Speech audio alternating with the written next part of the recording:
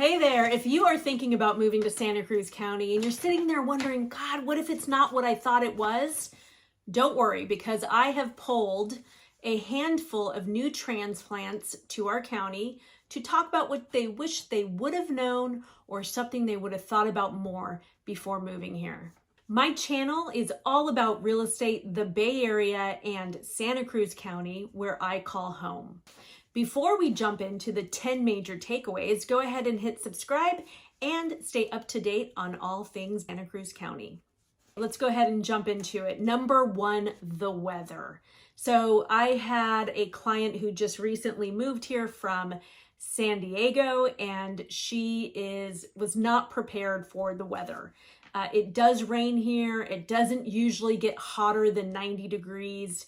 When it does hit that 90 to 100, everybody's melting. We're not used to it. We also have microclimates. So what you could be feeling up in the mountains is very different than what you experience down by the coast.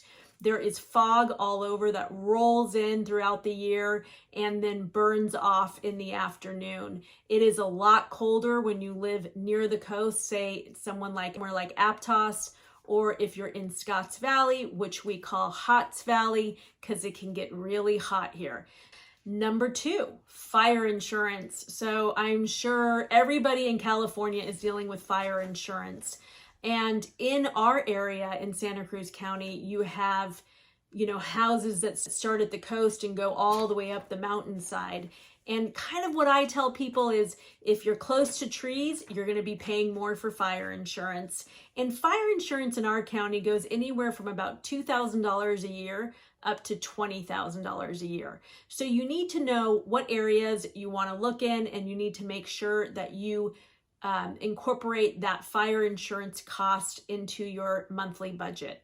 Number three, traffic. Let's be honest. Anytime it rains, Highway 17 turns into a 9-car pileup. There is always an accident. There is always an issue on Highway 17 when it's raining. So if you're relying on commuting every day, you might want to take that into consideration before you move here.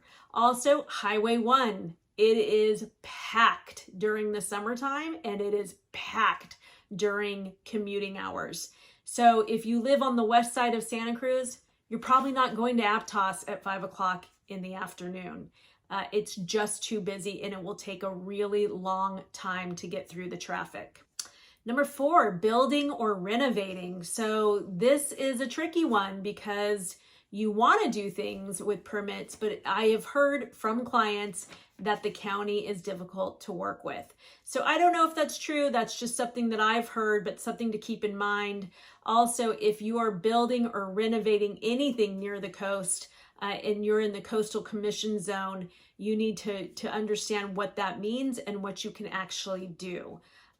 More information on the Coastal Commission down below. Number five, we have septic systems. So in Santa Cruz County, we have a little over 13,000 septic systems, and some of them are old and some of them need to be replaced. So make sure when you're looking at homes that you understand, is it on septic or is it tied into public water? That's important, and you'll want to understand how to take care of a septic system if you are buying a house with a septic system. Brings me to number six, a point of sale ordinance in Santa Cruz County. We have sewer and septic. Important that you get an inspection for your sewer or septic, and that either the seller is going to take on the cost for repair if needed or transfer that to the buyer. Now, not everywhere in Santa Cruz County do you have to get a sewer inspection. Like Scotts Valley, you don't have to do it, but I still tell my buyers to get an inspection. It's important to know what costs are associated with buying the house and if you're going to have to budget for anything or any repair. Number seven is politics. So something we're not supposed to talk about, but let's go ahead and dive in. So I think people have this vision that Santa Cruz County is super liberal. And I will tell you, the city of Santa Cruz is pretty liberal, but the surrounding areas are not as liberal.